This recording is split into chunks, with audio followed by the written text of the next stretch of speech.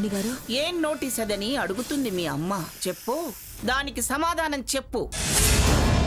ఇది కడుపులో పెట్టుకునేనా ఈ మాటలన్నీ మాట్లాడుతుంది? ఛ, ఎంత దుర్మార్గానికి తెగబడ్డావే.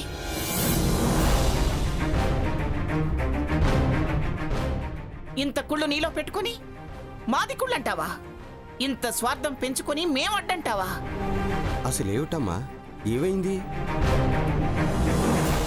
నోటీస్ ఎవరిచ్చారు? నీ చిన్న కూతురే రామచంద్రయ్య.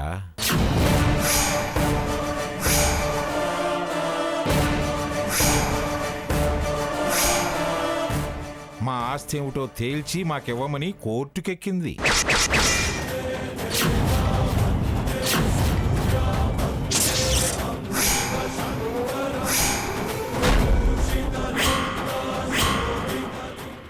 ఏంటే, ఏం పుట్టిందే నీకు?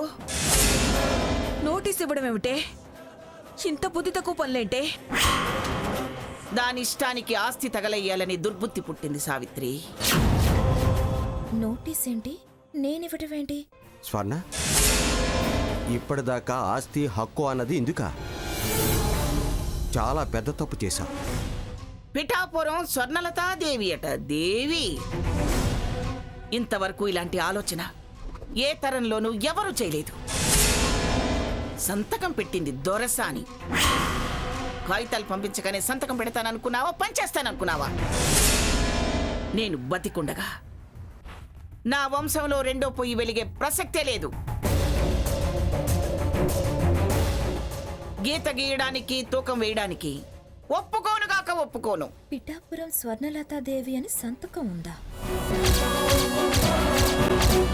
ఓహో, ఈ నోటీసు భాగీరథి పంపించుంటుంది. మొన్న ఈవిడ గారు విల్లాలో అవమానించి బయటకు నెట్టిందిగా, అందుకు ఆ కాగితం ఇలా వాడుకున్నట్టుంది. మంచి పని చేసింది.